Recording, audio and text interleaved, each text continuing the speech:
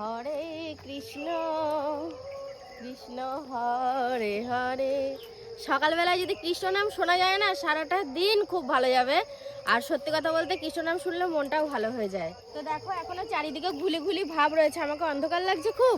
না, পরিষ্কার লাগছে। আচ্ছা, চারিদিকে কেমন একটা ঘুলি ঘুলি ভাব রয়েছে, ভালো করে ক্লিয়ার হয়নি। এখন 5টা 14-15 মতো বাজে। তো আমরা চলে এসেছি স্টেশনের কাছে, টিকিট কেটে এখন মানে ওই দিকের প্ল্যাটফর্মে যাবো, ওইদিকে ট্রেন আসবে। অন্যদিন 2 নম্বরে 1 নম্বরে উঠি বলো, আজকে 2 নম্বরে উঠবো। তোমার কাছেই রেখে দাও, আমরা দুজন একসাথেই থাকবো। এদিকে যাওয়ার গাড়িতে ভিড় হয় না। চলো দেখি, গেটটা পড়েছে, কোন দিকে গাড়ি আসবে বলতে পারছি না। আমার বর এখন চায়ের পথে এগোচ্ছে, তাই তো? কিন্তু চায়ের দোকানগুলো সব বন্ধ। গাড়িটা মনে হয় লেট আছে, এখন পুরো 5:45 বাজে, তাও গাড়িটা আসেনি, তাই না বলো? এখন প্রচার হয়নি তো। হ্যাঁ, এখনো গাড়ির খবরও হয়নি। হয়েছে, হবে আস্তে আস্তে। ও চা খেতে গিয়েছিল, চা খেয়ে আসলো, ওর সাথে আমিও গেছিলাম, ও একা যায়নি। ও কিন্তু চা খায় না, আমি চা খাইনি, আমার ভালো লাগছে না চা খেতে। একদম ফাঁকা গাড়ি, বসার জায়গা পেয়ে গেছি। দেখো ট্রেন ছেড়ে দিল। জানলার ধারে বসতে কিন্তু হেভি লাগে, এরকম পাশে যা থাকে দেখতে দেখতে যাওয়া যায়, কিন্তু খুব সাবধান। জানলা দিয়ে অনেক সময় ফোনটা ছিনতাইও হয়ে যায়।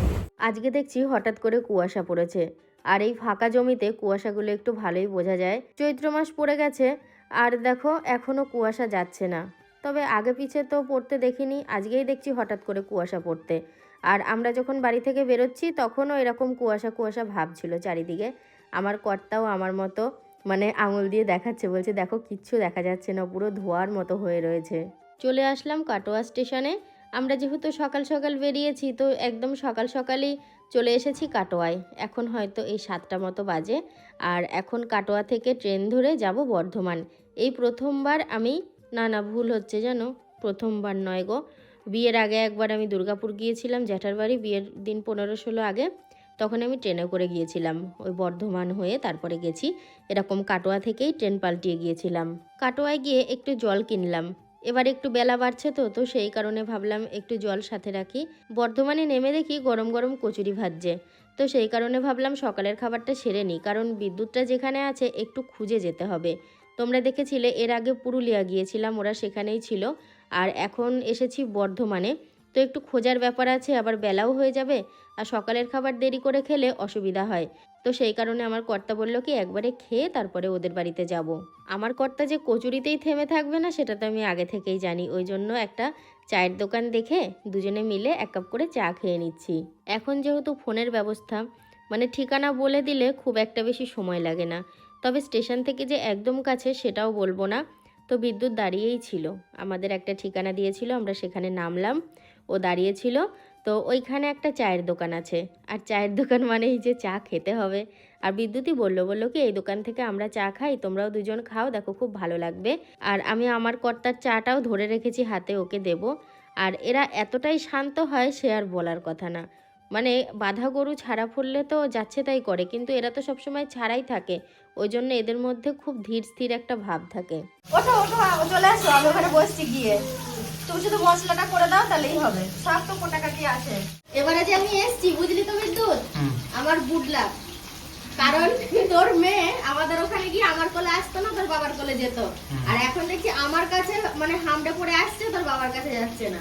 রান্নায় বসে পড়েছি, এখন আর চেঞ্জ করলাম না, ভাবছি মানে মনে মনে ভাবছি ওদেরকেও বলিনি, রান্নাটা সারবো তারপরে স্নান করব, তারপরে খাওয়া দাওয়া। আর মাছ নিয়ে এসেছে, আলু পটল কেটে রেখেছে, উচ্ছেও কেটেছে, মানে সমস্ত কিছু কোটা আছে, শুধু একটু বেটে দেবে আর আমি বসে বসে রান্না করে নেব। মাছটা এখানে ভাজা করছি। তবে একটা জিনিস যেটা দেখলাম, মানে কবিতার রাঁধতে কষ্টই হয় অন্য সময়, এই যে গুল ঘষি দিয়ে যে আঁচ দেওয়া হয়েছে না, খুব কম সময়ের জন্য আঁচ থাকছে। আমি তো এদিকে রান্না করছি আর আমার কর্তা দেখছি কি ঘরে শুয়ে পড়েছে। আমি বললাম কি ব্যাপার তুমি শুয়ে পড়লে? বলছে আমি উঠলেই তো চায়ের দোকানে যাব, তার থেকে ঘরে আছি যখন চুপচাপ শুয়েই থাকি।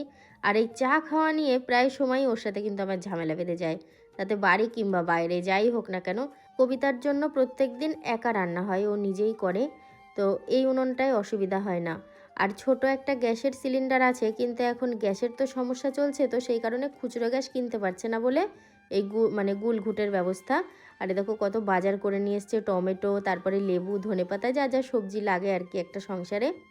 আর আজকে আমরা যাব বলে একটু বেশি করেই হয়তো বাজারটা করেছে। আর কবিতা কি কাণ্ড করেছে দেখো, উনুনে আঁচ কম বলে, আগুনের পরিমাণ কম বলে ভাতটা 2-1 বার যেই ফুটেছে হাঁড়ি সমেত ঢাকা দিয়ে নামিয়ে রেখেছে। বলছে কি এতেই ভাত হয়ে যাবে। আর হয়ে গেছিলও।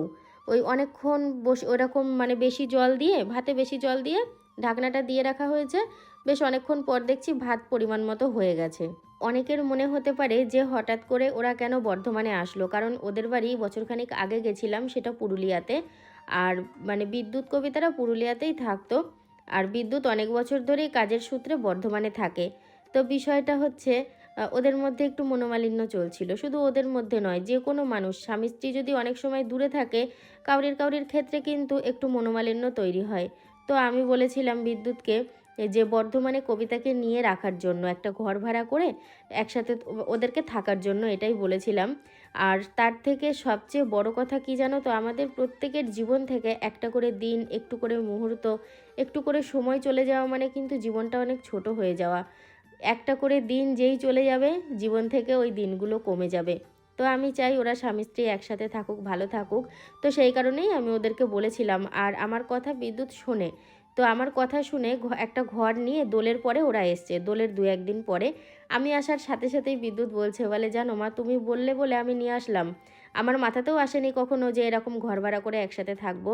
আর আগের থেকে আমরা খুব ভালো আছি। আগে তো আমাদের মধ্যে খুনসুটি হতোই, একটু মনোমালিন্যও তৈরি হতো, কিন্তু এখন আর সেটা হয় না। এখন আমরা ভালোই আছি এখানে।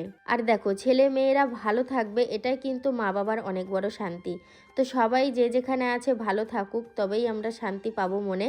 তো যাকোরা ভালো আছে দেখে আমার খুব ভালো লেগেছে। ওদের ঘর বারান্দাগুলো এই জন্য একটু ফাঁকা আছে, সেরকম আসবাবপত্র নেই। ওদের যা কিছু ঘরের জিনিস সেগুলো তো পুরুলিয়াতেই রয়েছে, ওখান থেকে খুব সামান্য পরিমাণে জিনিস এখানে এনেছে দিন চলার মতো। আর যা যা লাগে টুকিটাকি কিনছে, দিয়ে বলছে কি এখানে যে আমি অনেক জিনিস কিনবো, মেয়েকে যখন ভর্তি করব ওখানে, তখন তো আমরা ওখানেই সেটেল হব, তাহলে আর কি করে এই জিনিসগুলো তখন নিয়ে যাব। ওই জন্য ঘরে শোয়ার জন্য কোনো চকি টকিও কেনেনি। একদিকে ভালোই করেছে। তারপর ওরা যখন পুরুলিয়ায় যাবে তখন এই সমস্ত অনেক জিনিস নিয়ে যেতে অনেক অসুবিধা হবে। আর এখানে দেখো এখনও রান্না শেষ হয়নি। একবার বিদ্যুৎ, একবার কবিতা আমার পাশে এসে বসছে। কবিতাকে মাঝে মধ্যে লাগছে, একটু হেল্প করে দিচ্ছে আমাকে। এতক্ষণে ওই ভাতটা মনে হয় হয়ে এসেছে। যেই ভাতের হাঁড়িটা ঢাকা দেওয়া রয়েছে ওইটা একটু দেখতে হবে এবার। রাতে রাতে লাল লাল ঝাল ঝাল খেয়ে দরকার নেই বাবা। তুই এক কাজ করিস, আলু টালু আছে, আমি সিদ্ধ ভাত চাপিয়ে দেবো। না না, এবার কখন তুমি আসবে আমার খাওয়ার ইচ্ছা আছে। ভেবেছিলাম যে বিরিয়ানি খেতে যাবো, তুমি বলছো বাবা বিরিয়ানি খায় না। না তোর বাবা, তোরা খায় না বিরিয়ানি, অসুবিধা কি আছে? হ্যাঁ সেটা এমন কিছু না, ও ভাত খেয়ে নেবে। আমি মানে কোনো কিছু যদি তোমাদেরকে আগে থেকে বলি, আমি জানি তোমরা বোকা দেবে, আমার বলাটাই ভুল। মনে হয় কিছু একটা প্রবলেম হয়েছে, গুলগুলো ধরছে না ভালো করে। এইভাবে রান্না করলে কবিতা কখন কি করবে? তাই তো গ্যাস আমার রান্না হয়ে যায়। 500 টাকা দিয়ে কিনে এনেছে ভাবো, এখন আবার মাটি দিয়েছে তারপর।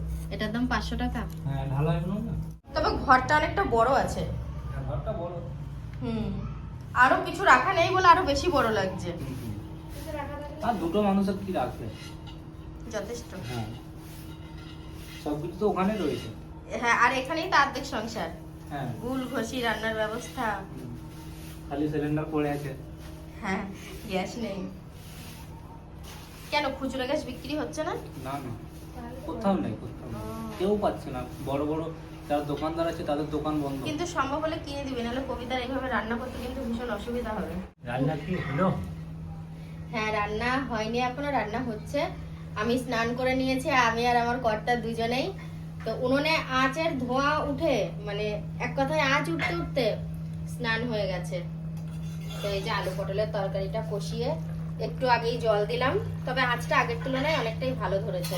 এটা হলে উচ্ছে ভাজাটা হলেই হয়ে যাবে। আর কবিতা গেল স্নানে, আর বিদ্যুৎ কোথায় গেল আমি জানি না। আমি স্নান করে এসে দেখি বিদ্যুৎ ঘরে নেই। আর আমার কর্তাকে দেখবে, দাঁড়াও দেখাচ্ছি, দাও। এই তো আমি। এই যে আমার কর্তা, পুরো একদম বাড়ি বাড়ি, দেখেছো? এখানে একটা অল টাইম গো করে আওয়াজ হচ্ছে, পাশে রাইস মিল আছে। রাইস মিল আছে, চলছে না? বর্ধমানে প্রচুর রাইস মিল।